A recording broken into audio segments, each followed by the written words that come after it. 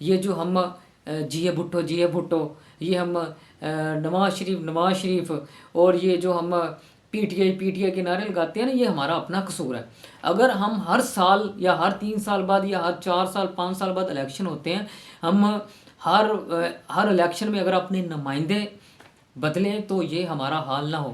ان کو تجربہ ہو جاتا ہے، ان کو پتہ جب ایک دفعہ ایک ایم این اے بنتا ہے اس کو پتہ چل جاتا ہے کہ کرپشن کیسے کرنی ہے، کیونکہ یہ زندگی اتنی عیاشی کی زندگی ہے۔ اگر آپ کو پتہ چل جائے تو عوام کا ہر بندہ جو ہے، پاکستان کی عوام ہے، وہ خود کوشش کرے کہ مجھے بھی ایم این اے ہونا چاہیے۔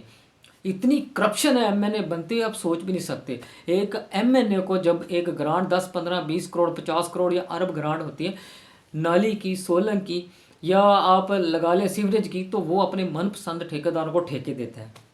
اگر 1 لاکھ روپے کا ٹھیکہ ہے تو اس میں وہ ٹھیکیدار کو مکہ ہو جاتی ہے۔ ٹھیکیدار کہتا ہے جی ہمیں آپ نے نہیں چھیڑنا، ہم آپ کو 1 لاکھ کے بدلے میں 10 یا 15 ہزار کمیشن دیتے ہیں۔ اور آپ اندازہ کریں کہ جس ٹھیکیدار کو 1 کروڑ روپے کا ٹھیکہ ملتا ہے وہ ایم این اے کو کتنی کمیشن دے گا۔ اس لیے آپ بھی سوچیں اور میں بھی سوچتا ہوں، کیونکہ ان حکمرانوں نے ہمارے بارے میں نہیں سوچنا، ہم نے خود اپنے بارے میں سوچنا ہے۔ ہم ایسے حکمرانوں کو اپنے اوپر مسلط کریں۔ یہ تو جو حکومت آئی ہے یہ تو ہم پر مسلط کی گئی ہے، یہ تو ساری دنیا جانتی ہے کہ یہ جو حکومت پاکستانی عوام پر مسلط کی گئی ہے یہ زبردستی گن پوائنٹ پہ مسلط کی گئی ہے۔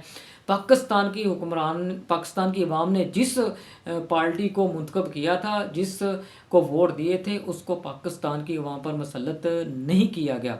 اگر اسی طرح ہی ہوتا رہا، میں دیکھیں پاکستانی ہوں، پاکستان کا شہری ہوں، میں اس پاکستان سے محبت کرتا ہوں، اس پاکستان کے سیاستدانوں سے محبت کرتا ہوں، اس پاکستان کی فوج سے بہت محبت کرتا ہوں، میرے دل میں بہت عزت ہے، فوج کی بہت قربانی ہے، کیونکہ آج فوج ہے تو ہم ہیں، آج سکون کی نیند ہم سوتے ہیں پاک فوج کی وجہ سے۔ لیکن یہ جو ہمارے ملک کا جو نظام انہوں نے بنا دیا، چاہے فوج نے بنایا، چاہے عدالتوں نے بنایا ہے، چاہے اس ملک کے سیاستدانوں نے بنایا، چاہے اس ملک کے حکمرانوں نے بنایا ہے، ایک دن یہ سبھی پچھتائیں گے۔